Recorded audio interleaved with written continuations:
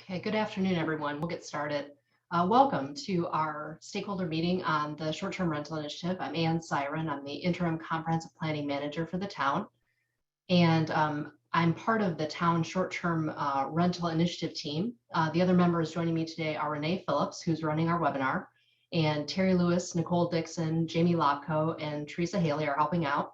And I'd also like to recognize Councilman Ames, who just joined us. Thank you. Welcome, Mr. Ames. I have a couple of notes before we begin. This webinar is being recorded, and a copy will be available on the town's website, along with notes and the questions that were submitted during the webinar. I'll start with the presentation and then open the floor to your questions. You can either ask a question by using the Q&A box on the bottom of your screen, or if you want to ask your question out loud, you can just click the raise hand button on the bottom of your screen. Please be aware that we have one other opportunity for the public to participate this week. Our third open house will be on Thursday, February 3rd from 2:30 to 4:30 p.m. You can register for that the same way you registered for this meeting using the link on the town short-term rental initiative page. Our survey closed yesterday. The results will be posted to that short-term rental initiative page shortly. You can also share comments by using the comment form on the town's website, and those comments will be shared with the Public Planning Committee. With that being said, welcome to our stakeholder meeting for residential property management companies. While this meeting is open to the public, it is focused on those companies. I'd like to briefly summarize our efforts so far and then discuss our findings and learnings. We've received a tremendous amount of feedback on this initiative, and using that information and the information we have on short-term rental trends, we made initial recommendations to the Public Planning Committee. I'll describe our recommendations and our path forward. Let me get started with our presentation. Give me a second, I'll share my screen.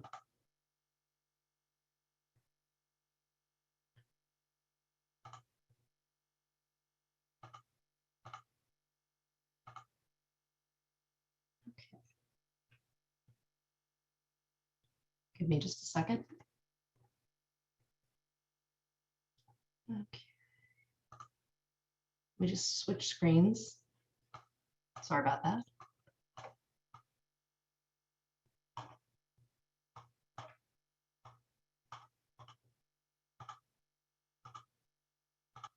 Okay.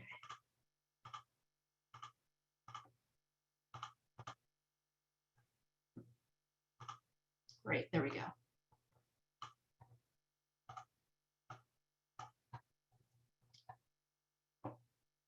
Okay. We'll start out today by reviewing the project purpose statement. Like I said, we'll take a look at short-term rental trends. I'll give you an update on our data acquisition. We'll review the community engagement that we've done so far, including stakeholder meetings and open houses, and review our open town hall survey. Based on that information, we'll review that feedback and learnings to date to discuss our preliminary policy framework and next steps in the project.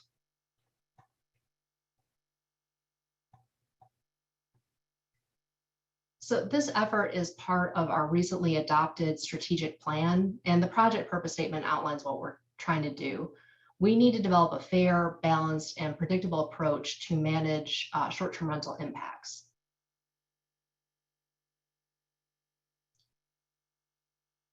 First, as part of our learnings, let's take a look at the trends in short-term rentals that we've seen in the past 2 years. On this chart, we have data from 3 short-term rental monitoring companies. We didn't use their names because they gave us their data as part of a software demonstration, but we will have data that's verified very shortly that we will provide. This covers from September 2019 to September 2021. And you can see one of the lines here, they gave us interval data throughout so that we can actually see the trend line more carefully. The others just have 2 data points, the starting and end points here.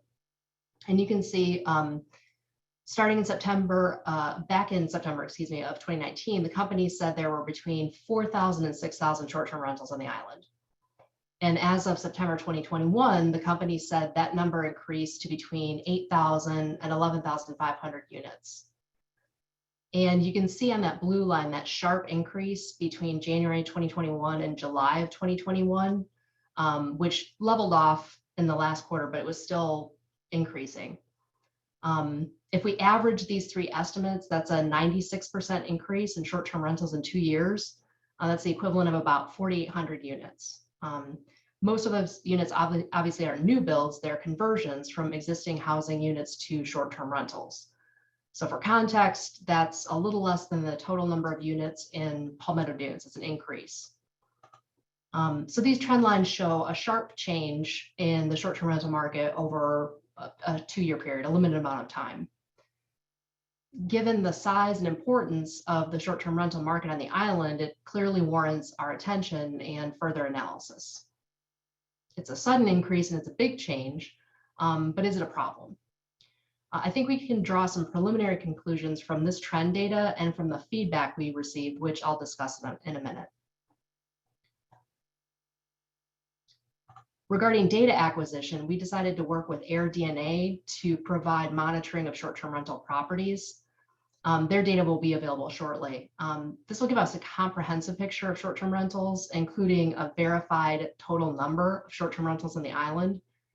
This data will be captured by month, and it'll start with November 2014 through today. We'll have data on the listing type, so single family versus multifamily, listing location, maximum occupancy, number of bedrooms, the date the property was first listed, going back to November 2014, the time of year that the property is rented out, and the number of nights rented per year. We'll also have monthly performance information like total reservation days and occupancy. With this information, we can do a deeper dive on short-term rental trends by location, not just absolute numbers. And we can use AirDNA to continue to monitor short-term rental trends. So will that sharp increase in short-term rental trends continue, or will we continue to see a steady rise like we saw in that last quarter of last year? The information that we gather is going to be very useful as we continue to monitor short-term rentals using AirDNA. The short-term rental trends were part of what we used to consider short-term rentals overall. The other input was stakeholder feedback. So starting in October, we identified and held 19 open houses, individual meetings, and group meetings with stakeholder groups and the public. And we saw a broad range of input from large gated communities that allow short-term rentals to realtors, the Chamber of Commerce, property management companies, and neighborhood representatives, the sheriff's office, a group of vacation rental industry experts.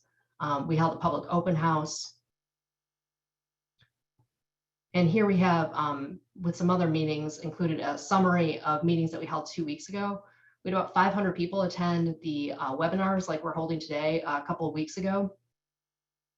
And just a quick note, I wanted to recognize briefly staff for helping put these together, and especially Renee Phillips for having this opportunity for public input. I think this has been a great opportunity, especially for out-of-town folks to participate. So thanks to Renee and thanks to the rest of the town staff for putting this together. The videos from the meetings that we held previously are online, and we'll add the notes and Q&A for those shortly. So you can review all of that. But what we heard in those meetings was largely what we've heard before. The same themes, the same problems, the same concerns are resonating again and again. And I'll discuss those in a minute. As I mentioned earlier, we are wrapping up our phase 1 of stakeholder meetings and open houses. We have one more open house that's on Thursday. We're looking forward to the feedback that we'll get on our initial recommendations during our meeting today and on Thursday, and then submitted comments online. And this is not the end of public participation in this initiative. As I mentioned at the start of the meeting, and just now, you can submit comments using that form online anytime. And then anytime there's a public meeting, public planning committee meeting, town council meeting, you can submit your comments online in advance of that meeting, and they'll be part of the record, or you can sign up to speak during that meeting. So we also gathered quite a bit of information from our open town hall survey. We actually just closed the survey yesterday. We received 3,680 responses, which is a fantastic response. We will put the results of all of the survey on the town's website shortly, so you can take a look at that. I want to acknowledge and thank everyone who took time out of their day to fill out the survey, tell us what their concerns are, to ask questions, and participate in this initiative, because we're using that information, especially right now, to form our plan for recommendations and our plan moving forward. So thank you very much. So while the feedback could be very specific and detailed, what we heard also fell into themes. So the first theme that I want to mention is that everyone is aware that short-term rentals are a very important part of our economy, and we do not want to do away with short-term rentals. I want to be very clear about that. Jocelyn Steiger mentioned with the Hilton Area Association of Realtors, she said, we can't just focus on problems, we need to focus on the benefits that short-term rentals provide. And that's part of understanding the perspective of short-term rental owners and the companies that support them. Everyone we spoke with acknowledged that short-term rentals are integral to the island's economy and its character. Folks mentioned, hey, I subsidize full-time residents' taxes, we pay A-tax fees, we increase property values, we stimulate the economy, which are all excellent points. They also help build Hilton Head Island's long-term resident population. Many folks started coming to Hilton Head as a visitor at a short-term rental and ended up moving here, or they bought a short-term rental with the intention of moving here, or they bought a home with the intention of moving here and used it as a short-term rental until they did. So that's an important part of the island's character. Another point that we heard, and I want to make clear, is that we understand that not all nuisance issues and even larger issues are necessarily related to short-term rentals. They're a part of our community and part of our economy, but certainly we have plenty of day visitors to the island who park illegally or are noisy or who might litter, and so we want to acknowledge it's not necessarily, I think when we talk about problems and we're talking about one area, we can focus on short-term rentals exclusively, and we understand that's not the case and want to clarify that. And I want to make clear that we understand that everyone has expectations. Short-term rental owners have expectations about being able to rent other property, and residents have the expectation of being able to enjoy their home and being able to, if you buy in a neighborhood, have the expectation that if it's meant for single family use, that it will be used for single family use. So, we've heard from many residents who have said, I understand, that short-term rentals are part of the island. I appreciate that, but there needs to be some balance and respect for my enjoyment for my property, and we need to find some balance in that way. So we want to acknowledge that as well. What we've heard people ask is, why are you doing this? What's the problem? Do we have a problem? And we've certainly heard from folks who think there is no problem at all. Someone in a survey said, fine as is. No, I have no recommendations. I think things should stay the same as they are. But we've heard from many people who are experiencing a strain that short-term rentals have put on their quality of life and on their neighborhoods. We heard during a stakeholder meeting a couple weeks ago from a resident in Sea Pines, and I think everyone in the meeting was very sympathetic to the problems he was having. He's a long-term resident. Short-term rentals hadn't previously been a part of his neighborhood. They were now. And he said the house is consistently rented week after week after week. It's frequently, I think, marketed, maybe I wouldn't say party house, but marketed to folks who want to come down and enjoy the house on a temporary basis. And, there are noise issues, both from, minor things like key fobs and alarms going off when the cars are locked, to parties in the pool, in the backyard, that are a consistent problem for this owner and the resident. We've heard complaints about quality of life issues like these over and over. There are too many vehicles, and they park on the street, or they park in the yard, or they park in my yard. The renters play loud music and they party, and I can even hear them inside my house with my windows closed. And they leave their trash out, or they litter. And you can see, if you take a look at the results of the online survey, those comments in there, or if you listen back to some of the stakeholder meetings, especially those that were focused on residents or that were open houses, You can see those comments in there that residents have concerns about short-term rentals. And some of those are quality of life issues and some of those are larger issues. So if you would say, do we have a problem? I'd say based on the trends we've seen and the feedback we've received, I'd say with the dramatic increase in the number of short-term rental units in the past couple of years, there's an even greater need to address the quality of life issues by requiring a basic level of operation and management for short-term rental properties. So many short-term rental owners have responded to this saying, that's not me, that's not my rental. I take pride in owning a well-maintained property. I screen my renters. I have occupancy limits. I require a minimum night stay. I respond to calls from my neighbors and take care of things promptly. And I think that's very true. Many short-term rental properties are well managed. And I think that shows that no one finds those kind of nuisances acceptable. We've also heard and read concerns about deeper rooted issues. So not just nuisance issues, but concerns about the decline of residential neighborhoods as they transition to commercial districts full of what people have described as mini hotels. This includes neighborhoods inside larger gated communities that allow short-term rentals and those outside of gated communities like North Forest Beach and Follyfield. Some of the other deeper rooted issues we've heard about include the impacts of the rising number of short-term rentals on housing availability. So more short-term rentals means fewer housing options for long-term residents. Impacts on the quality of the environment, on infrastructure like roads, water and sewer capacity, on the island's brand, on the value of short-term rentals themselves. If there are too many short-term rentals, does the price per night go down then? So if you said, do we have a problem with those issues? I'd say the answer is I'm not sure that we know yet.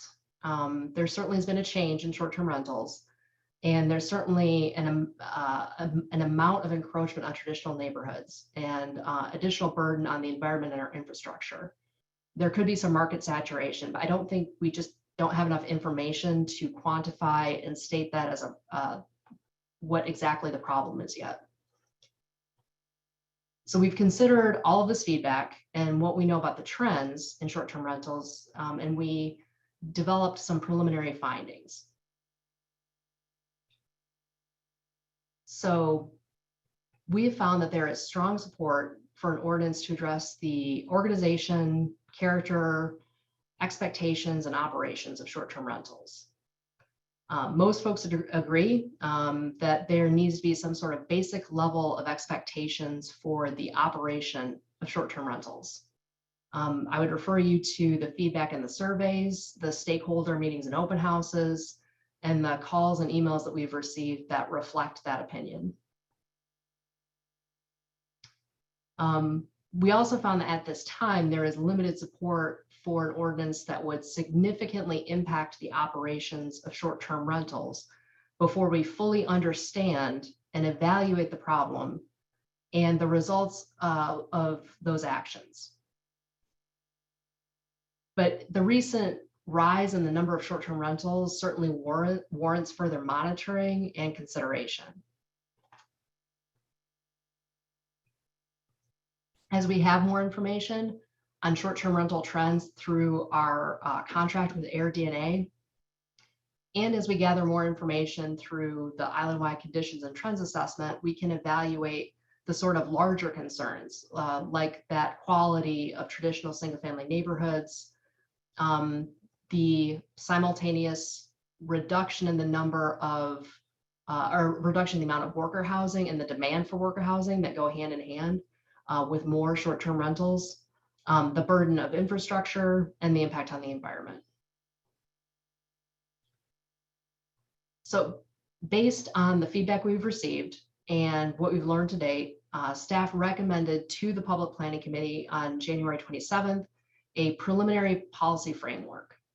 And that includes standards for property management, safety, noise, trash, and parking. So I want to describe each of these first before describing how we would implement these recommendations.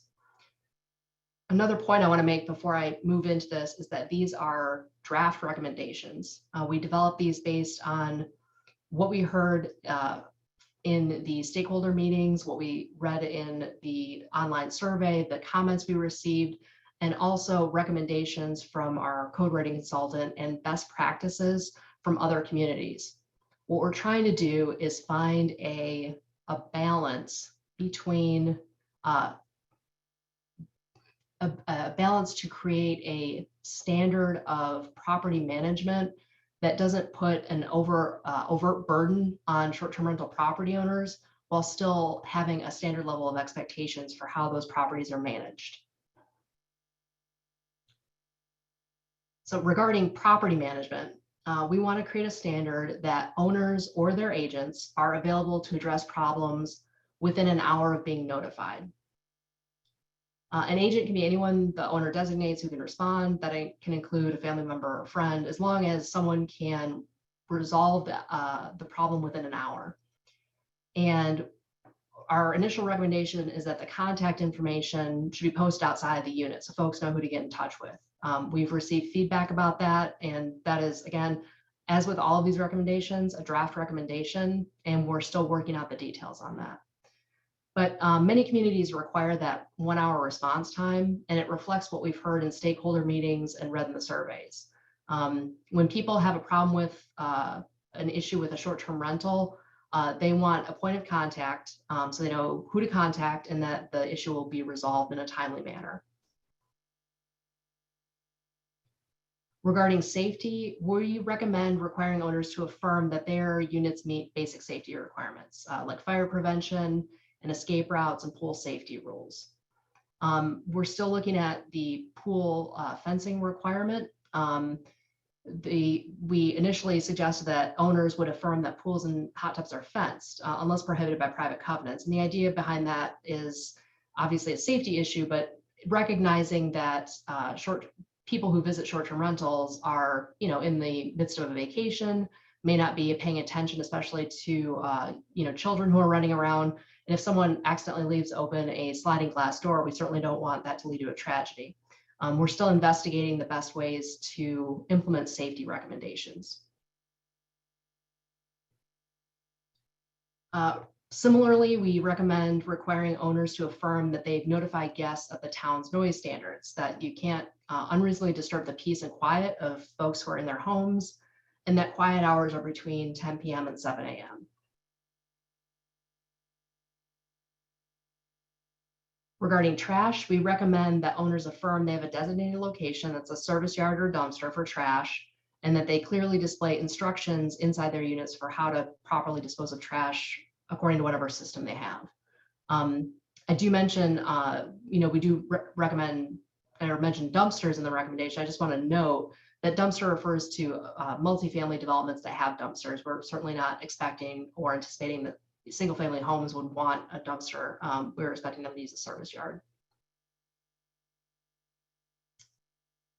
We recommend requiring that all vehicles be parked on site, that's on the property where the short-term rental is, in a compliant parking space, and that the maximum number of vehicles be limited to 6. Now, to clarify, that would be a maximum of 6 spaces for sites that are designed to accommodate 6 spaces. That maximum will be lowered if you can't accommodate 6 spaces. So if you only have room for 4 parking spaces on site, you can only have 4 vehicles. There may be some larger properties that could truly reasonably accommodate more than 6 vehicles, and we're discussing options for those properties. But I think those are the outliers. Those are the elements of the policy framework in a draft form. We're still, again, working out the details for that. So you can see in the feedback that we've received that most folks say, they address these issues in one way or another. And as I've said before, most of the short-term rental owners have told us, I already take care of my property. And for those folks, meeting these requirements should only involve submitting some additional paperwork with their business license. Now let me explain when and how this would go into effect.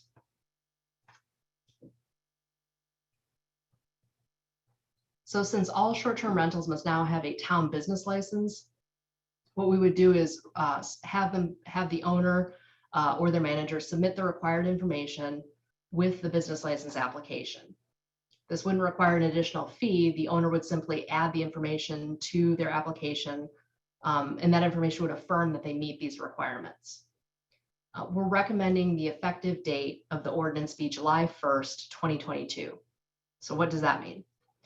That means that everyone who already has a 2022 business license or who has submitted a business license application by July 1st, 2022 would not have to submit that additional paperwork affirming that they meet the requirements, and they wouldn't have to meet the requirements for the rest of this calendar year. They already have their business license, and that would be in effect before these regulations go into effect. For those who apply for a business license or renew their business license after July 1st, 2022, they would need to submit the additional paperwork with their application to meet these requirements. So let me run through a couple of scenarios. If you're a short-term rental owner who has their business license today, and these standards go into effect on July 1st, as we're proposing, you wouldn't need to submit additional paperwork affirming that you meet the requirements, and you don't have to comply with the requirements until you renew your business license in January 2023. So starting in January 2023, you submit the additional paperwork and you comply with the requirements. If you're a short-term rental owner and you submit your business license application before July 1st, 2022, the same standards would apply. If you would need to submit the paperwork and you would need to comply. Again, when you renew, you would need to. So for everyone who submits a business license application or renews after July 1st, 2022, they would need to submit that information. Hopefully that's clear, but I'd be happy to answer any questions. We're also proposing to provide a good neighbor brochure to be displayed in units. That's very common in communities, and it would welcome guests to the island, explain that we're a unique community, provide some information about the community, especially areas of interest folks have, sea turtle protection, things like that. But it would also include the requirements about noise, parking, and trash, so that that's very clearly understood to renters. And we would want to use, pleasing graphic format that, doesn't require a lot of text, so that people are inclined to read it. And it could be in the form also of information on an app. So we're exploring some options for that. I want to emphasize that, as with all town regulations, the goal of the ordinance would be voluntary compliance through education. We certainly recognize that we have a large number of short-term rental owners. We have a lot of folks who own just one unit. So even if we have 11,500 units, we have a lot of folks that we need to get in touch with, notify them that we have standards going into place, tell them how they can comply with those standards, and answer questions. So I think education is going to be a huge component of this ordinance. We're hoping the goal is voluntary compliance. If we did have repeat issues where the property owner was not complying, the repeated violations could result in town council considering the suspension or revocation of that business license. So for next steps, on January 27th, the Public Planning Committee approved this preliminary policy framework. They had comments and questions on several different elements, and we're continuing to solicit input from folks on these. So please, if you have comments, please submit your comments. With the committee feedback and with the public input, we're working with our code writing consultants to draft an ordinance. And our plan is to present that draft ordinance to the Public Planning Committee for review on Thursday, February 24th. The Public Planning Committee will review the draft ordinance and provide further direction to staff, either to revise the ordinance, or if it's ready, to forward the ordinance to Town Council for review. In the meantime, we will continue to monitor and evaluate the effects of short-term rentals on residential neighborhoods and housing stock to address some of those issues that we heard about during the stakeholder meetings and in the feedback we received. People's concerns about the change in residential use about the number of short-term rentals, concerns about what people are calling mini hotels with a huge occupancy, which is out of character with, most of our short-term rentals from what we've seen are, smaller units. So these, there may not be many of them, but there are some units that are a cause for concern for folks. And so we want to continue to examine that issue. And we'll continue monitoring short-term rental trends and news, including state and federal legislation.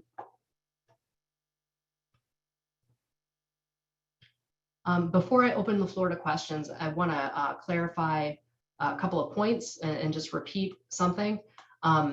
This isn't the only venue to share your feedback. So if you have thoughts after this meeting that you'd like to share, or if someone couldn't attend this meeting and you want to let them know that they can submit comments, if you go to the town short-term rental initiative page, there's a form that you can submit with your comments, and that'll be shared with the public planning committee. We also have the open house on Thursday afternoon. The second point is we are trying to work out the details of these requirements and procedures. They were presented in draft form intentionally so that we could get some initial feedback and continue to craft them. So we didn't want to get too far down the road without getting feedback from the committee and direction. So we need your feedback to make sure that we're considering how these will be implemented. So with that, again, if you want to ask a question, you have a couple options. You can use the Q&A button on the bottom of your screen. Let me see if I can. Did I stop sharing my screen? I hope I did. Yes, Ann, you have. Okay, thank you. It's a slightly different setup today.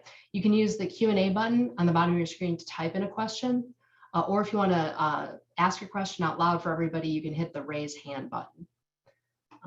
So we're here until 4:30 today, so we have an hour, and hopefully we can get through everyone's questions. If anyone has a question, please hit the raise hand button. Oh, Drew? Drew, I think you may need to unmute on your end. Can you hear us now? Can hear you. Thank you. Awesome. So we've got, I've got Mike Alsco and Ed Bray from Beach Properties. And I've got my business partner, Eric Murray, here as well. We have a couple of questions and just we were kind of taking notes.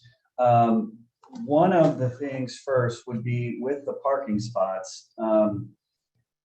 Again, I think we'd be in a position where, again, you're going to be asking something of a short-term rental owner that you're not going to be asking of a full-time resident. So we'll just keep that in mind as you're setting these guidelines in place, that you're going to restrict parking for just short-term rental owners. And then, again, I think probably from the next perspective, I actually have a few more different questions. You had mentioned AirDNA. What's going to be the level of scrub on that list? Because we were just talking about if properties change hands, whether they sell, there could be multiple listings because AirDNA scrapes websites. So I would ask that there's some really good scraping of that data when you're looking at it. And then the other aspect is, we were talking about the number of violations. Is that going to be something that for a management company, is it going to be based on the size of, what's going to be the considerations of pulling a business license? If Ed's got 400 properties and Mike's got 50 properties and I have 100 properties, is it a ratio? Is it something that there's going to be clear, information on that? And probably the biggest thing that we were discussing, especially when it comes to, trash and parking and is the enforcement aspect. The rental companies facilitate these people coming here, but the homeowner has chosen to rent those properties out. So we just feel that if the town is going to enforce that, they need to go after the violator. Trying to say that the contact person or the management company is going to be ultimately responsible, I think is a little obtuse in the sense of we're not the ones violating, we're the ones that are going to help you get these people into into compliance. So we're just a little concerned about how that will look in terms of that aspect. What else did I forget? Oh, pool fencing. Again, it goes kind of to the parking aspect. If you're going to ask for short-term rental homeowners to have something that would be required that, full-time residents are not required, you're going to have a lot of consideration there from a legal aspect that could be considered arbitrary and capricious because you're singling out those homeowners. And then also, if you get into a position after July 2nd, July 1st, where people close and buy property and they're required to come into compliance, or you may not be able to do that in the height of the season or with, some of these shortages in materials. So those are just some of the thoughts. Did I miss anything else? Oh, and signage. So yeah, this is Mike's point. Great point. One of the things that we talked about was we're not against the idea of having the information, for the homeowners and the contact people, but we would just recommend it maybe be a database, because if you have all that information on site, that's a little bit of a privacy issue. But then the other aspect of it that we thought of could also be considered trespassing, because someone's going to have to walk over to the property and get that information. So if the town had a database that would be accessible, if there was a link that could be accessed, it'd be easily, accessed by a visitor, so that, or a town resident, so they would have access to that, so they could get the contact information. You could have basic information on it, on a sign at the property, but I think that we just had all heard feedback from homeowners that they wouldn't feel as comfortable having their individual information on the outside of their property. So that's all I have for now. So and I'm sure you can follow up as needed. Yeah. Thank you, Drew. And you said Ed and Mike were there too. And I'm sorry, was one other person joining you? Yes, Eric Murray, my business partner, our CEO. Thank you very much for your feedback. And I really appreciate, I mentioned you guys specifically because you've been so helpful and really provided great feedback and guidance in this. And I appreciate it. Thank you. Regarding parking, we are still working out the details of parking, and I take your point, especially I think asking things of short-term rental owners that we wouldn't ask of residents. I take your point, and we are having our code writing consultant review the legality of all of our recommendations. I think we did get initial approval for the recommendations before moving forward, or at least the policy framework. And I think the basis of that would be, this is a slightly different use than it is a residential type use, but there are different considerations since you are, running a business. But we can go into that further when we present our recommendations. In terms of the scrub, I appreciate your point. The scrub is monthly, and the scrub is detailed. It's the same level of scrub that they would use to verify properties. They have the human verification of those properties, so it should be solid data. In terms of when to review business licenses and who is ultimately responsible, that conversation came up and that question came up during the Public Planning Committee meeting, and we are taking a look at that. I appreciate what you said and what your point is. Regarding signage, that came up several times yesterday during our meeting, and I appreciate the point. I think most communities that I've seen or many communities have a clearinghouse system, use a third party. I was just looking at one this afternoon with Glynn County in Georgia that uses a third party, and I forget the name of the software that's available. The contact is available through their town website. Other parties, wrap that up with more data monitoring. So there's a few different options. But yeah, privacy and trespassing has been mentioned before. But I appreciate your points and your analysis of what we've recommended so far. And thanks for joining us. Okay. Do we have any other folks who want to ask a question? Oh, Ms. Petro? Yeah, I mean, it's more of just a statement, but I've paid attention to all of these meetings.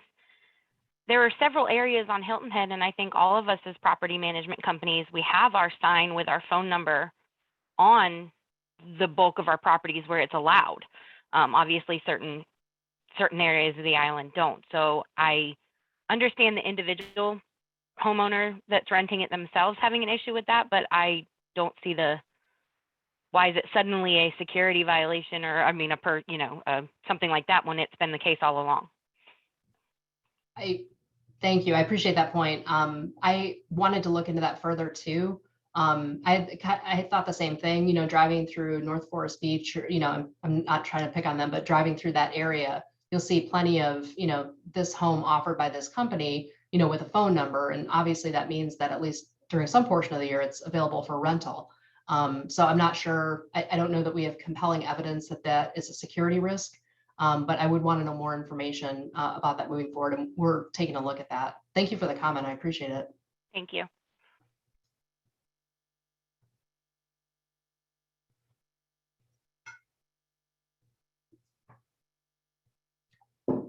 Just as a reminder, if you want to ask a question, there's a raise hand button at the bottom of your screen. And if you want to type in a question, there's a Q&A there at the bottom of your screen with 2 little quote bubbles.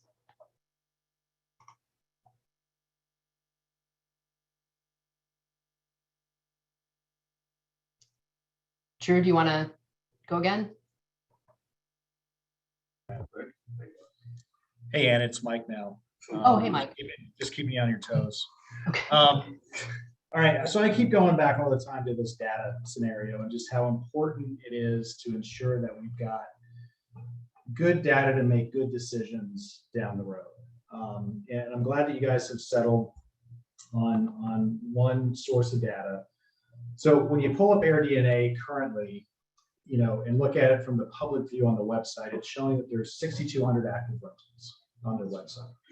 And I know you haven't published yet what you're doing, but I kind of look at this as sort of like the baseline. Again, unless they're able to pull more rentals beyond what they show on their website.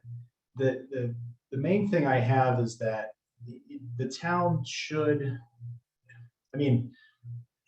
it's a good baseline, a good reference point, the occupancy data they have, the rates, that sort of stuff, the calendar availability, but they don't have all the reasonings for the blocks.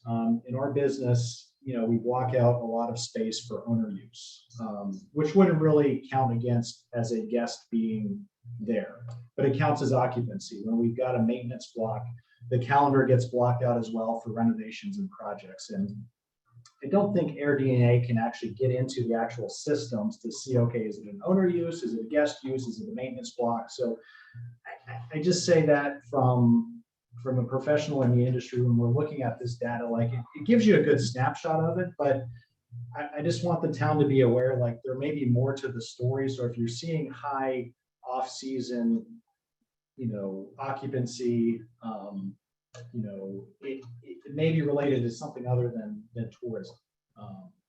And that's just, again, where I'm excited to see what you're going to publish and come out with, just because I think it's probably the number one thing we need to look at. I know that there's, it's only one aspect of what we're discussing here, but I think, from a public perspective, this is going to be the first thing that we're trying to solve for, is how big is the problem? And not saying what the problems are, but to put a scope around what exactly the short-term rental world is. Because again, when you look at the 3 data sources that you presented, in your other meetings, they vary dramatically. They all start at one point and end at the other, which tells one story, but they're so different, across the spread. Would one of those data sources be AirDNA that you used? You don't have to tell me which one it is, but were one of those 3 sources, AirDNA, who you chose to go with? They actually weren't AirDNA, believe it or not. And I appreciate your points. And I'll stop in a second in case you had more points you wanted to make. But I think what we wanted to do was get an initial verified count of the number of short-term rentals, get an initial idea of where those are located and trends over time. I don't necessarily think that, you know, and this could be, I think once we get into using AirDNA, we'll have a good idea if that's going to be a good long-term solution for us. Now we have the option to continue to use them if it is a good solution. That's part of the contract, is we can continue to go back to them. But we wanted a cost-effective way to get an initial handle on data. And this is a good starting point for us. There is a wide range of options that we have, and a larger price point that we can go with in the future if we choose to do that. But I think that this is good verified data that'll get us at a good starting point. Great, thank you. Sure, thank you.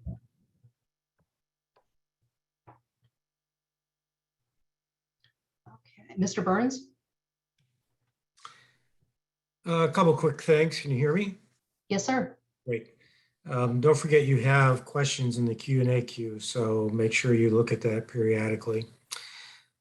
Just a couple of big picture things, because I am hearing a lot of getting into the minutia, but from a policy standpoint, the town has to figure out how much they're willing to swap housing stock for short-term rental stock. And I know you've alluded to that, but many resort communities, mountain communities around the country have had this issue, and you do need to address that. And so it's not just a issue of short-term rental operations. The second thing, I sent a 3-page memo last week. Hopefully you got it.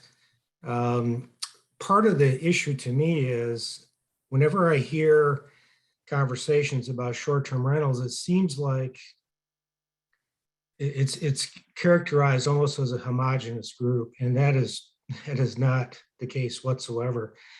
I think when you look at this, you need to stratify the units in the inventory, and I think part of the pressure, at least from my opinion, that's giving rise over the last 2 years to the angst in the community at large is the rise of the large mega units that are built exclusively to house 18, 20, 24, 25 people at a time for a week. And that is a much different character than the units historically, which have been oftentimes owner occupied for part of the year and rented for part of the year, and they only have one unit. This has become a big business around the country, and we're not the only ones feeling it, but I think partially you're going to have to stratify the population to figure out what problem you're trying to solve. So those are my 2 big picture comments. Thank you very much. Yes, I did receive your comments, and I appreciate you sending them. Just as a note, our intention was that if folks wanted to ask questions during the webinar that I couldn't get to, those would be answered using the Q&A by staff who's working on this as well. I wasn't necessarily going to pull up the Q&A and answer questions, but seems like we maybe have fewer folks who want to speak, so I'd be happy to do that in this one. Just to review your couple of points, I appreciate your point about the transition of housing stock to short-term rental stock, and especially mountain towns. I was doing some reading about that, and about I think it's never been cheap to live in a mountain resort town. But just describing the current issue where you have folks who have resorted to camping there is no housing at all for those communities, was a real eye opener. But I think that's a good point. That's, there's only so much housing stock, and if you have a sharp increase in the number of short-term rentals, that does reduce the amount of housing that's available for others. Now, that exact unit might not be used by someone who's what we would consider like workforce housing, but that does put pressure on housing availability overall. And that is one of the issues that I think we're considering in kind of our second phase of this project. And you mentioned that short-term rentals are not a homogeneous group. I really appreciate that point. And it's hard, we want to create themes without painting with a broad brush, but that's exactly it. I think you've got a wide range of types of short-term rentals. And we've seen, as you said, the rise of some of these purpose-built units that are, have high occupancies and are meant just for short-term rentals, that people are, they're designed in such a way that it wouldn't be reasonable to use them even as a single family home by most folks. They're just too big. But I appreciate, thank you for both those points and submitting your comments. Thank you for joining us today.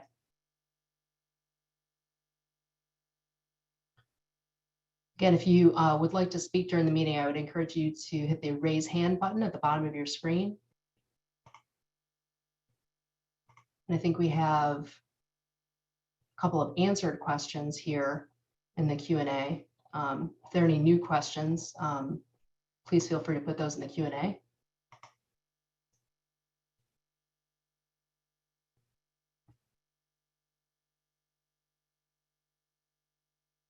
Drew or someone from Drew's group? Sorry, Ann. There's a lot of people in the room. No, that's, yeah. We all wanted to do it together. So Mr. Murray wanted to ask a question, which was in terms of the option about contact, how will that be expanded upon? As Beth had illuminated before, we have a lot of properties in non-gated communities that have signage. But what would be the level of response that would be expected from the town, or how's that going to be worked through? Because again, when you're talking about issues that are after hours, will there be a different guideline for after hours versus during normal business hours? Again, we're relying on the community to help execute this. These are going to be workers that are going to have to be on call, and so just an idea if there has been any discussion on that or what that looks like. Thank you. Thank you. The discussion that we've had has been covered a lot of topics on responsiveness. I think we're looking at performance more than how it's executed. So what we heard from folks and the expectation in a lot of communities is if that there is a problem, that it would be responded to within an hour, maybe not resolved within an hour of contact. So it's possible that it can't be resolved within an hour, but at the very least that if someone reaches out and says, hey, there is someone parked half on my yard, half on theirs. They parked in the street, they're not supposed to. It could be that we can't get someone, maybe they've parked their car and gone out to the beach and we can't get that resolved within an hour. I think at the very least, someone would get back to them and said, hey, I've reached out. I can't get in touch with them right away, but I'll, keep in touch until we can get this resolved for you.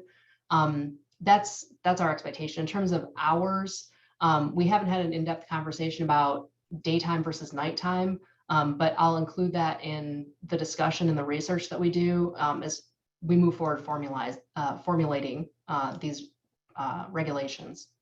Great, thank you, because that was going to be kind of the point that I was leading to as it gets into then enforcement.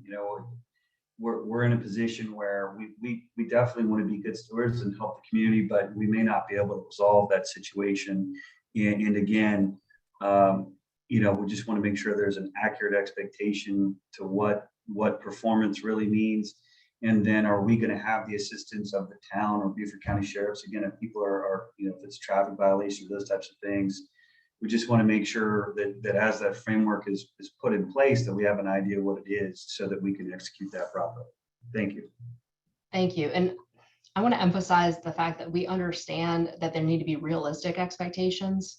And that kind of brings that point up that I don't think anyone's expecting perfection or should expect perfection of behavior. Regardless of how well, I just spoke with a lady earlier today who's, was describing her, property that she has that is, she's never had, or she's had very few problems with renters, but she has had a couple, and it's, very well managed property. They're very involved. And, regardless of how well, unless you, personally know folks, you might have a problem come up. And it could be a big problem, but I think there needs to be an understanding that we don't have unrealistic expectations, but there is some level of responsiveness when there are problems that come up. We don't want people feeling like they're walking on eggshells And certainly we want our community to be welcoming to visitors. So we don't want to have a feeling that they'll be punished for stepping slightly out of line.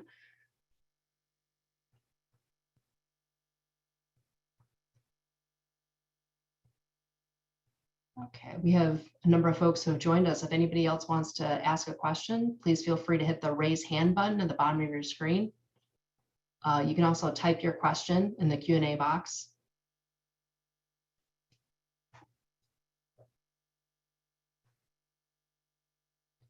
And I just want to mention again, if you joined us a little bit later or you didn't hear it, there is a comment form on the Town Short-Term Rental Initiative webpage. It's not the survey, it's just a form you can submit. So if you have additional thoughts or comments, or you'd like clarification on something, please feel free to, and in fact, I'd encourage you to fill that out and send it to us. We really appreciate the comments that we've received so far, and we encourage folks to participate in this effort moving forward.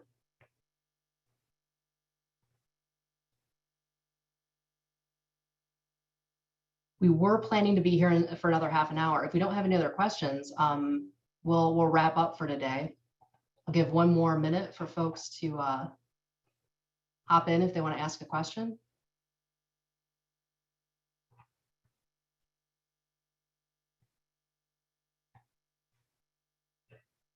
Ms. Ross? Ms. Ross, you may need to, yeah, there you go. Oh, I think you okay. got it. I came into the meeting late, so I just wanted to ask a question though. On the timeline, I think they were talking about maybe July having the timeline, having something implemented. Do you know if there's been any talk about grandfathering or anything like that, or if they do have a preliminary ideas of what they're going to submit as far as recommendations to the town council yet? Well, to answer your last question first, the preliminary recommendations were presented on the 27th. Okay. So this presentation will be posted on the town's website. You can find those recommendations. They were under the January 27th Public Planning Committee meeting in that presentation. All I right. would encourage you to take a look at those. Okay. So the plan moving forward is we're taking the comments that we're receiving in these meetings, in emails, in those online forms. And we're working with and taking the feedback that we received from the Public Planning Committee, working with our code writing team to draft an ordinance for review so we can get a little more formalized version of this initial set of recommendations. Okay. That will be presented to the Public Planning Committee for review on February 24th. Okay. February 24th. We'll get further direction from the committee at that point, whether they, have revisions they want us to say, hey, look at these things and come back to us, or if they say, this looks good, let's make a recommendation to town council to discuss that. So that'll be the path forward for those initial recommendations. We've also got some larger issues, folks that have, brought up today and that we need to look at, the impact of short-term rentals on the amount of both workforce housing and resident housing, long-term housing. I think we need to look at some of the larger purpose-built developments. We've seen a trend in those in recent years. We need to understand the scope of that issue and what kind of actions we may want to take, whether we want to pursue occupancy limits or some other sort of regulation. And we'll continue working on and developing that research simultaneously with these initial recommendations moving forward. And I think you had asked a question first, and I'm struggling to remember it. Can you remind me what the first question was? I think it was if things are adopted, for example, if there was occupancy limits imposed, things like that, would there be if there's been any talk about grandfathering as far as the operating rentals that are in operation prior to the ordinance? Yeah, there certainly has been. And we're very cognizant of the fact that folks, bought properties. If we were to enact regulations that would in some way restrict or reduce the use of a property, we need to carefully consider those regulations beforehand. And we are very aware of that. That's part of the reason, that we hired the code writing consultant team that we did. We take that seriously. We take people's rights to use their property seriously. And so, yes, we would consider that in our phase 2 moving forward, any kind of grandfathering issues. Okay, so just to get things straight, the initial recommendations that were posted, I read through them, and it addressed several points with noise and parking and the such. And so that's really the initial recommendations. So there's going to be a point after the initial recommendations where you look at the comments, and then there may be some more things added, like occupancy limits and things like that. So there's a little bit more potentially added to those initial recommendations. Yes, that's our intention, is to establish these initial recommendations and then continue to look. We've got a contract with AirDNA to provide some initial data that'll give us an idea of a firm number, a verified number of short-term rentals that we have on the island, some historical data, their location, and some additional information. So we have a pretty good picture of short-term rental data outside of the information we already have in our business license system. So we'll use those two systems together to analyze short-term rentals. We've also got some additional opportunities to look at data points to see how short-term rentals and their impacts fit in with the rest of the development on the island. That's part of the island-wide conditions and trends assessment. So I think we have some more analysis that needs to happen and some more conversations that need to happen before we make additional recommendations. So that would be kind of a phase 2 of this project, but we're still working on those. Okay. It seemed unusual to come up with a set of recommendations and then come up with more restrictions to add to the initial recommendations. It seems like you would do all the research and then come up with a final kind of, or at least an initial draft after everything is collected. Sure, I can appreciate that. I think that was our original intent, was to bring forward one set of recommendations. I think it makes some sense, especially for folks who are having those issues with quality of life and nuisance problems, to put some solutions in place that set of standards that I think most folks already comply with, but there are some who don't, to have some sort of operating standards. We'd like to get those in place and established, and then continue to look at some of those larger issues. As with most regulations, we can always change things. So that was our philosophy, was we don't want to necessarily take too long to come up with some recommendations for things that we can address maybe more immediately, while we continue to consider things. And we can always refine, if we put regulations in place that don't work, we can always refine them. Okay, so on the initial recommendations, it was more like, posting phone numbers for contacts and responses from complaints and the parking and the trash and things like that. All those initial recommendations, would those try to be implemented first, and then you would consider more things like occupancy limits at a later date, and then implement them separately, or is this all going to just in stages, come up with ideas until you come up with a final draft, and then everything is implemented at the same time? So the plan is, we have the initial policy framework that you said that you had taken a look at, with the recommendations about property management, trash, and noise and parking. The idea is that we are taking those kind of draft ideas that we got feedback from the Public Planning Committee on, and we're getting feedback from the public and other stakeholders.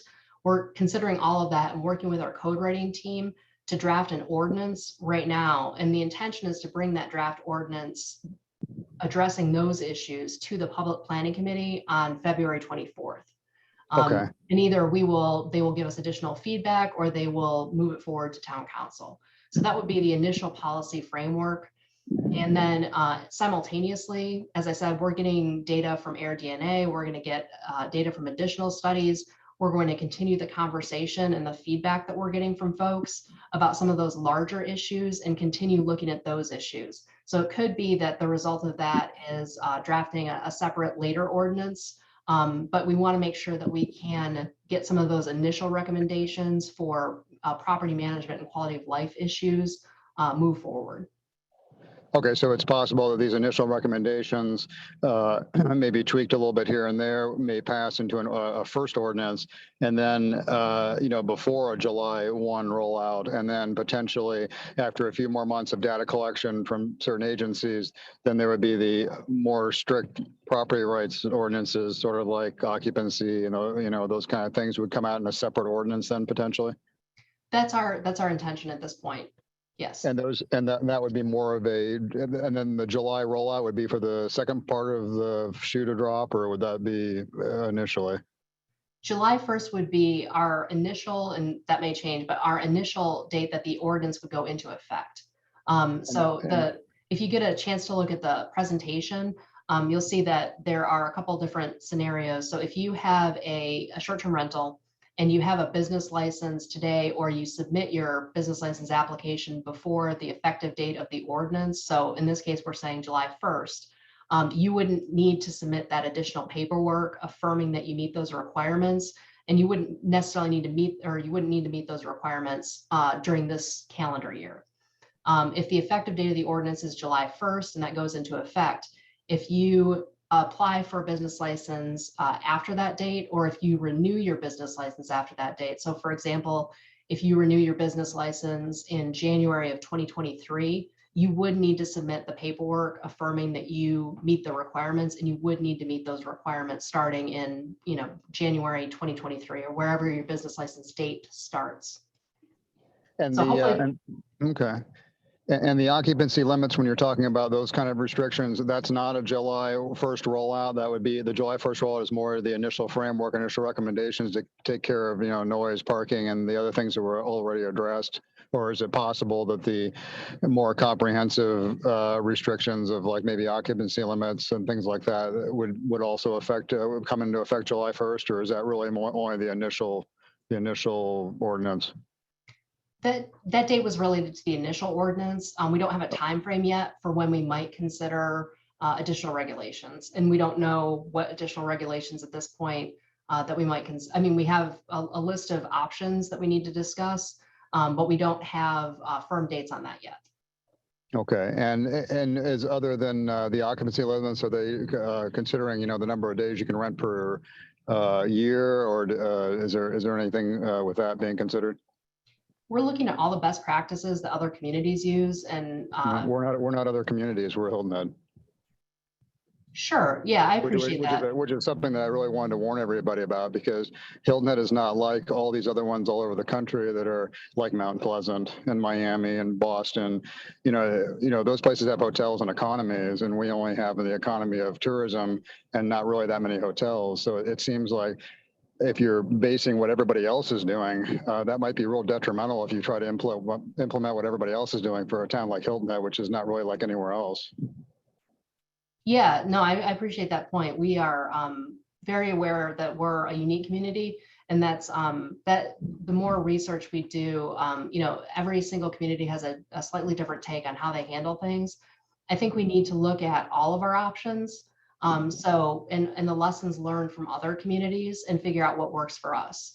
So we don't want to leave anything on the table, but we don't necessarily know what the solution might be to some of the concerns that we've heard from folks. So we're still looking at options, and we'll continue to update the short-term rental initiative page to hopefully clarify what our steps are moving forward.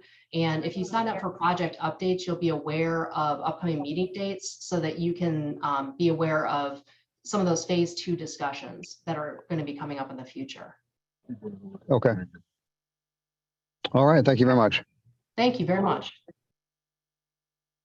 Ms. Petro? Yes, just to feed off of the last gentleman's statement is, I think what some of us are concerned on, obviously July 1st is the height of our rental season. If there is going to be any phase 2 consideration, can we get any kind of reinsurance that there's nothing further than what's already been presented that would be in place for this year's rental season? None of the occupation, the occupancy or number of days, there wouldn't be any chance that would come into play this calendar year. Season calendar year, I should say.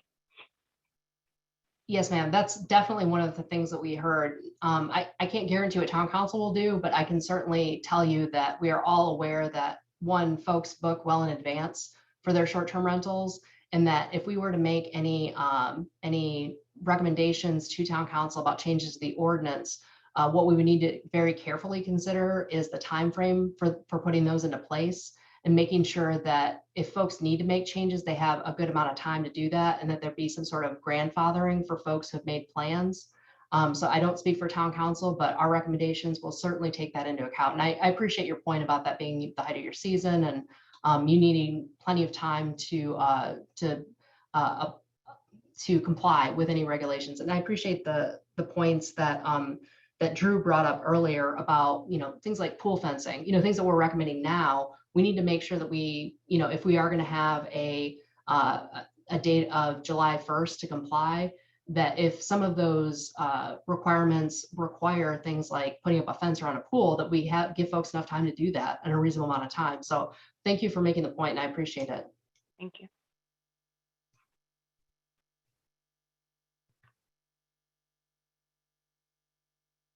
Okay. Oh, Mr. Ross? Oh, I just had one last question. I own a property management company, and the question I had was that I think on the initial recommendations, it talked about identifying which company or who is managing the property. So there is a point of contact if there is a noise problem.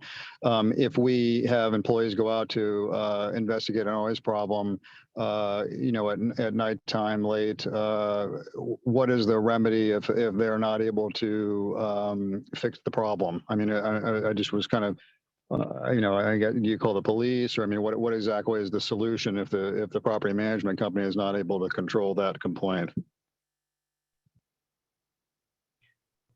I appreciate you making that point. I think, and one of the things that someone in Drew's, I think Drew's group, I think it might have been Eric, brought up earlier, was the idea of what if we, if we respond in an hour, but the problem can't be solved in an hour. I don't think our expectation is that the problem would be solved in an hour. But if there is an issue where you have, renters who, are, being noisy and won't quiet down, or, parked and you can't get to that car right away, we'll discuss what the options are there. Hopefully that wouldn't be the case. Obviously, if you, just like if you had, a noisy party that wasn't in a short-term rental, and you have folks who are noisy who couldn't quiet down, it could be that the result is that you would need to call the sheriff's office to see if you can bring a resolution to that. But that's definitely something that we need to iron out the details of in our recommendations. Thank you. Okay, I was just curious, because that was a recommendation. I was just trying to find out worst case, what the Sure. The chain was after that, and the remedy. Okay, I appreciate it. Thank you. Sure, thank you. Ms. Ferguson? Hi, just to kind of piggyback on the last gentleman's question. So if there are complaints that are called in by neighbors, is there a way, is the town going to keep track of which neighbors are repetitively calling in complaints? If you have a scenario where you have maybe the owner has a dispute with the neighbor and the neighbor's trying to be punitive instead of just reporting an actual nuisance, is that your? Exactly. Or if it's someone who's calling to report, the same issue week after week after week. Yeah. And then is there any recourse if the neighbor that's possibly being a repetitive offender, what if they are retaliatory? How is that going to be handled? I'm not sure about the retaliatory question, and I'm not sure what that would look like. But to answer, I guess, your first question, we have our initial thought was that we would have the contact information and that the property owner would resolve the issue without having to necessarily go through a third-party system. Now, other communities do use those systems. I mentioned earlier, I don't know if you're on the webinar yet, but in Glynn County, they have a program, and other communities have this too, where you have a third-party, almost a call center, where the person there's one number. If you have a complaint about any short-term rental, in the jurisdiction, the call center reaches out to either the property manager or the owner or whoever they've designated to respond to that issue. So that could be an option for us. There's an additional expense that we would need to consider for that. But that is something that we need to discuss, and that would obviously have a very, part of the service they offer is a clear record of what the violations are, when they are, what the resolution was, so that is one way to track that.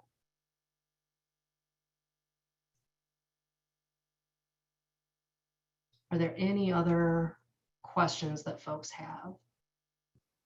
Mr. Ross again? Just one last, and I promise the last one. I know that in some of the areas, the majority of the complaints have been coming from residential neighborhoods where, there's a mix of residential and short-term rentals. However, there are some limited areas on the island that the town has zoned from 30 years ago that has been zoned as resort development. And under your definition from the town of resort development, it was encouraging investors to invest in tourism industry and build in the resort development areas. So my question is when these ordinances come down that are with occupancy limits and other limitings, like maybe number of days or whatever, the stronger ordinance comes down, the question is will some of the areas that are resort development be exempt? Because I would think that if you encouraged investors for 30 years to build in resort development to accommodate tourism, and then you change your mind 30 years later and tell everybody, no, we're going to have occupancy limits, daily limits, et cetera, et cetera. I wouldn't think that would be fair to people that are built in resort development areas versus, just popped up in a residential neighborhood recently. Sure. Yeah, I appreciate that point. That's something that was raised during a couple of different meetings, and I think speaks to that grandfathering issue that's been brought up a few times. The idea that we need to understand what people were expected and had reasonable expectations of when they bought their property.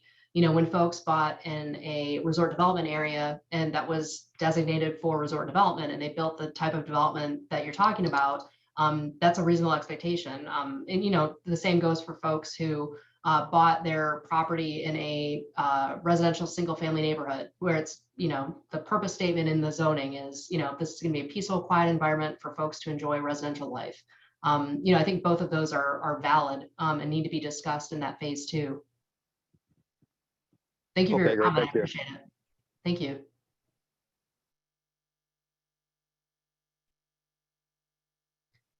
Okay. Again, we've got the Q&A at the bottom of the screen if you have written questions, or if you want to speak up and ask your question. We have another 10 minutes scheduled. If we don't have any other questions, though, we can wrap up.